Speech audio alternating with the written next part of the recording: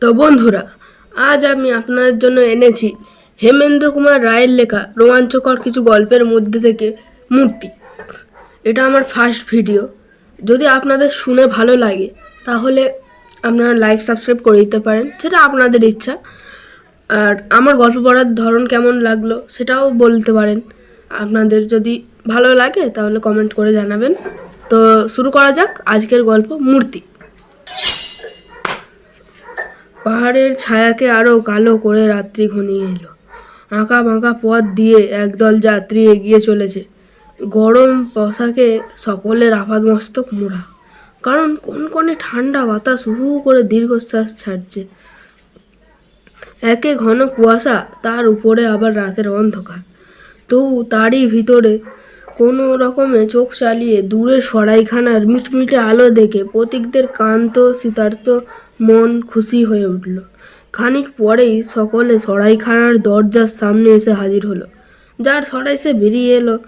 পথিকদের কথা শুনে বললে, বড়ই মুশকিলের কথা। আমার সরাইয়ের আজ সব ঘরই ভর্তি হয়ে গেছে।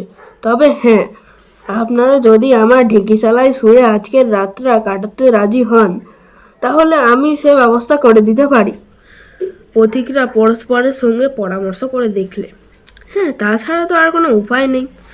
এই রাতে, এই শীতে, এই আঁধারে বাইরে জনমানবশূন্য মাঠ বা জঙ্গলের চেয়ে সরাইয়ের ঢেঁকিশালাও ঢের ভালো। সরাইয়ের কর্তা তাদের সকলকে নিয়ে ঢেঁকিশালায় গিয়ে ঢুকলো। মস্ত ঘর, একদিকে একখানা বড় পর্দা ঝুলছে। সকলে মিলে খেয়ে দিয়ে হাসি আমোদ করে যে যার লেপ মুড়ি দিয়ে ঘুমিয়ে পড়ল। যাত্রীদের ভিতরে একজন ছিল, তার নাম ওয়াংফো। সঙ্গীতের বিষম নাক ডাকুনি আর ধেড়ে ধেড়ে ইঁদুরের হুটোপুটি ওয়াংফোর চোখ থেকে আজ ঘুম কেড়ে নিল। নাচার হয়ে সে উঠে বসল। লণ্ঠন জেলে একখানা বই বার করে পড়াশোনায় রাতরাশে কাটিয়ে দেবে বলে স্থির করলেন। কিন্তু পড়াতেও তার মন বসল না। নিশুত রাত, বাইরের গাছপালার ভিতরে বাতাসও যেন নিবিড় অন্ধকারে ভয় পেয়ে স্তম্ভিত হয়ে আছে। অত বড় ঘরে ওয়াংফোর ছোট্ট লণ্ঠনটা টিমটিম করে জ্বলছে। সে যেন তার আলো দিয়েই অন্ধকারকেই আরো ভালো করে দেখতে চায়। ক্রমে ওয়াংফোর গা যেন ছমছম করতে লাগলো। তার মানে হলো, ঘরের অন্ধকার যেন কি ভীষণ আমায় ধারণ করবার চেষ্টা করছে। অন্ধকার যেন পাক খাচ্ছে, ধরফর করে নড়ছে।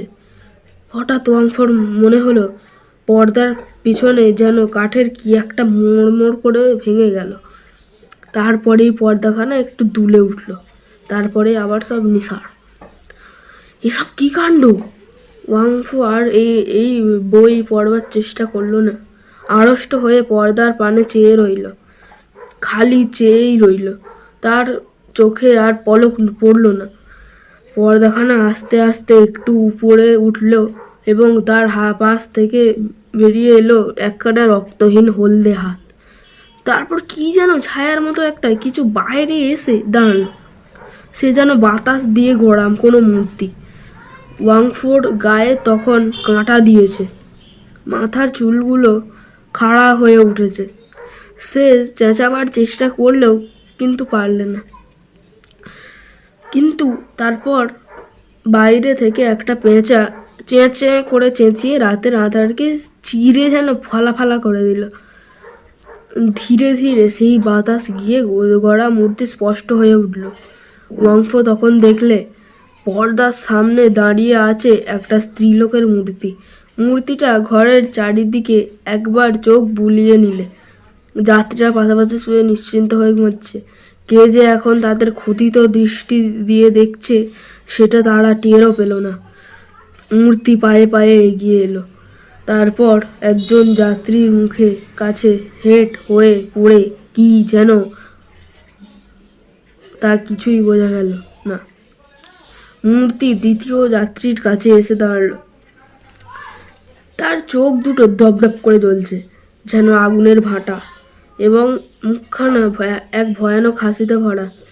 মূর্তি আবার হেঁট হয়ে পড়ল এবং দ্বিতীয় যাত্রীর টুটি কামড়ে ধরল। ওয়াংফো আর পারল না। বিকট চিৎকার করতে করতে উঠে দাঁড়ালো এবং তীর বেগে ঘরের দরজা খুলে বাইরে বেরিয়ে গেল। পথ দিয়ে ওয়াংফো চিৎকার করতে করতে ছুটতে লাগলো। তার সেই কান ফাটানো চেঁচানির চোটে গায়ের ঘরে ঘরে সকলকার ঘুম ভেঙে গেল। কিন্তু এত রাতে বাইরে এসে কেউ যে সাহায্য করবে, গায়ের ভিতরে এমন সাহসী লোক কেউ ছিল না। ছুটতে ছুটতে এবং চেঁচাতে ওয়াংফো একেবারে গায়ের শেষে গিয়ে পড়ল। তারপরেই মাটার জঙ্গল। দাঁড়িয়ে হাঁপাতে হাঁপাতে সে একবার পিছন ফিরে চাইলে দূরের গাঢ় অন্ধকার ফুঁড়ে দুটো জ্বলে আগুনের ভাটায় বেগে এগিয়ে আসছে, ক্রমেই তাদের দিকে এগিয়ে আসছে। ওয়াংফো আর একবার খুব জোরে আর্তনাদ করে অজ্ঞান হয়ে গেল। চীন দেশে নিয়ম আছে যে কেউ মরলে তারপর ভালো দিনক্ষণ না দেখে তাকে দেহকে কবর দেওয়া হয় না। গায়ের মোড়লের এক মেয়ে মারা পড়েছিল, কিন্তু ভালো দিনক্ষণের অপেক্ষায় তার দেহকে কফিনে পুড়ে সরাইখানার ঢেকিশালায় রাখা হয়েছিল। আজ 6 মাসের ভিতরে ভালো কোনো দিন পাওয়া যায়নি। সরাইখানার কর্তা সকালে উঠে যাত্রীদের খোঁজে ঢেকিশালায় গিয়ে দেখলে দুজন যাত্রী মরে কাঠ হয়ে পড়ে আছে। তাদের গলায় একটি গর্ত, তাদের দেহে এক ফোঁটা রক্ত নেই। পর্দা তুলে সভা এসে দেখলে যেন কফিনে গায়ের মোড়লের মেয়ের মরা ছিল না, তার খোলা আর তার ভিতরেই মরা নেই। তারপর গোলমাল শুনে গায়ের প্রান্তে গিয়ে এসে দেখলে ওয়াংফোর মৃতদেহের উপরে উপুড় হয়ে পড়ে আছে মোড়লের মেয়ের মোড়া। ওয়াংফোর গলায় একটা গর্ত আর পর মুখে আছে চাপ চাপ রক্ত। তো এইটার সাথে আমাদের গল্প শেষ হয়। আমার গল্প পড়ার ধরন কেমন লাগলো আমি এটা আগেই বলেছি যে আপনারা কমেন্ট করে জানাতে পারেন। আর লাইক সাবস্ক্রাইব যদি করেন তাহলে আমি উৎসাহী হব আরও ভিডিও আনতে আপনাদের জন্য। তো লাইক সাবস্ক্রাইব করে দেবেন। ধন্যবাদ।